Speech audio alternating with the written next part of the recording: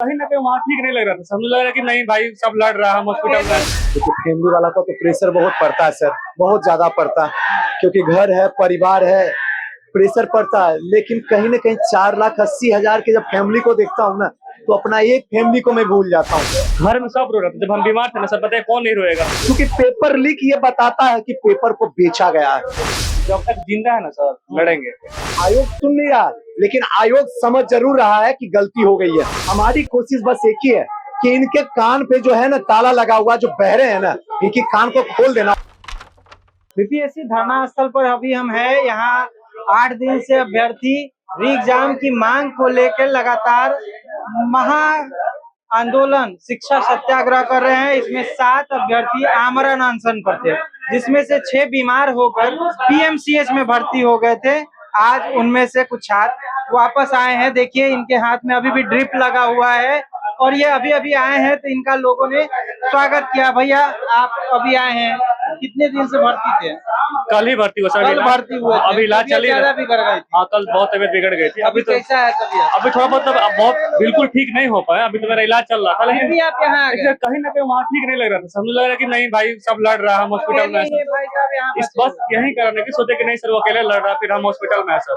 Sir ये सिर्फ मेरे जान की बात नहीं है सर। आज देखिए बहुत दिन पहले जब एग्जाम में उस टाइम एक जो सोनू आत्महत्या किया, वो पहले ही बोल दिया था।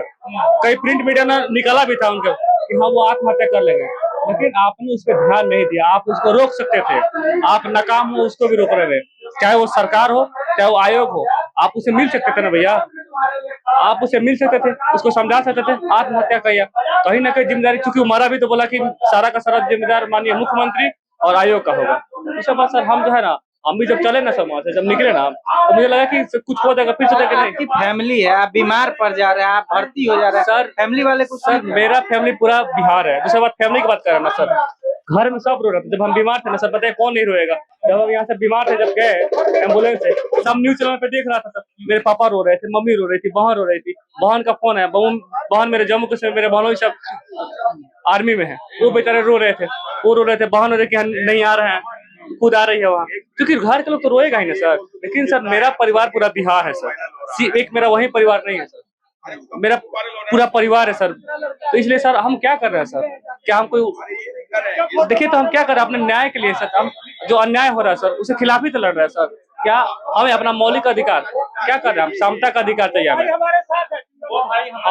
हमें बोलना है कि सर हमें समता का अधिकार चाहिए। आप ही पढ़ा है सर, बोलते हैं कि फंडामेंटल राइट्स है, समता का अधिकार आर्टिकल 14 बता रहे हैं आपको।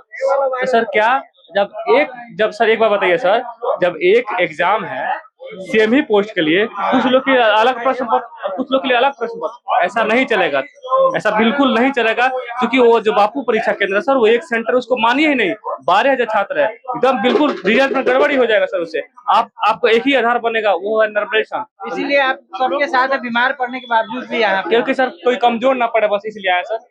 जब तक जिंदा है ना सर लड़ेंगे। यहाँ हमारे साथ सुनामी सर भी हैं, ये भी बीमार पड़ गए थे और पीएमसीएच में भर्ती थे, अभी भी आए हैं। वापस आने के बाद भावुक हो गए थे और यहाँ तेल लगाया जा रहा है। सर 1 मिनट आपका समय लेंगे। सर कैसी तबीयत है आपकी? अभी तो उतना ठीक नहीं है, लेकिन मैं कोशिश कर रहा हूँ कि थोड़ा जल्दी सुधार हो जाए, जल्दी सुधार हो जाए। आप गए, आपके हाथ में ड्रिप लगा हुआ है अभी भी। इस तरह से लगातार बैठे रहिएगा। फैमिली वाले क्या कह रहे हैं? देखिए फैमिली वाला का तो प्रेशर बहुत पड़ता है सर, बहुत ज्यादा पड़ता है, क्योंकि घर है, परिवार है, प्रेशर पड़ता है। लेकिन कहीं ना कहीं 4,80,000 के जब फैमिली को देखता हूँ ना, तो अपना एक फैमिली को मैं भूल जाता हूँ। हकीकत बात यही है, क्योंकि मैं बेरोजगार, रोज से रोजगार कमाता हूँ। मैं शिक्षक हूँ ना, तो मेरे पास जितने भी स्टूडेंट आते हैं सब बेरोजगार आते हैं। इन बेरोजगारों से हमारा घर, हमारा परिवार चलता है। अब ऐसे कंडीशन में जब इनके साथ मुसीबत करा हुआ है कि इनके माँ बाप उतना ज्यादा अच्छे से पढ़े लिखे नहीं होते हैं, इनकी जिम्मेदारी होती है कि जाओ सुनामी गुरु के पास में, सुनामी गुरु ही आपकी मदद करेंगे। तो ऐसे कंडीशन में हमारी कोशिश होती है कि हम इनकी मदद करें, इनके लिए आगे आए, और आज हम इनके लिए आगे आए हुए हैं। अगर मैं आगे नहीं आऊंगा ना, तो कौन आगे आएगा? आयोग लेकिन सुन नहीं रहा है। आयोग सुन नहीं रहा, लेकिन आयोग समझ जरूर रहा है कि गलती हो गई है, बहुत बड़ी गलती हो गई। अब इसको लिपापोती करने में लगी हुई है, किसी तरीके से लिपापोती कर दे। जब इंसान पकड़ा जाता है उसका चोरी ना, तो किसी भी हालत में वो चाहता है हद तक कोशिश करना कि इसको बंद कर दूं, लेकिन ये बंद अब होने वाला नहीं है, क्योंकि ये बहुत बड़ा, दुनिया का सबसे बड़ा एजुकेशन के एरिया में बिग स्कैम है, जहां पे एक एक सीट करोड़ों में बिक गया। हमारा बच्चा पास नहीं करेगा सर, कभी नहीं कर सकता पास, क्योंकि उनके वो पास करेगा जिसके पास पैसा होगा, क्योंकि पेपर लीक ये बताता है कि पेपर को बेचा गया है। अदरवाइज पेपर अगर बेचा नहीं जाता तो पेपर लीक कभी भी नहीं होता।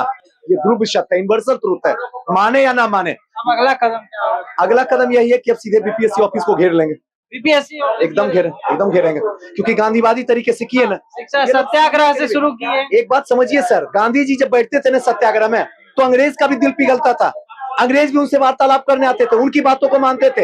ये अंग्रेज से भी बदतर है, गए गुजरे हैं, ये उनसे भी गए गुजरे और गिरे हुए इंसान है। ऐसे कंडीशन में कोई बात नहीं, कोई सुनिए, ऐसे कंडीशन में हमारी कोशिश बस एक ही है कि इनके कान पे जो है ना ताला लगा हुआ, जो बहरे हैं ना, इनके कान को खोल देना, और आगे कई जन्मों तक ये बीपीएससी का पेपर लीक करने से पहले एक बार नहीं 1000 बार सोचे। यहाँ पे बीपीएससी अभ्यर्थी और सुनामी सर बैठे हुए हैं जो पीएमसीएच में भर्ती थे, अभी फिर इन लोगों के बीच आ गए हैं और इन्होंने साफ कहा है कि हमारा अगला कदम होगा कि बीपीएससी आयोग को हम घेरेंगे और अपनी बात को मनवा के रहेंगे। लगातार बने रहिए, हम आपको अपडेट देते रहेंगे जैसा भी रहेगा।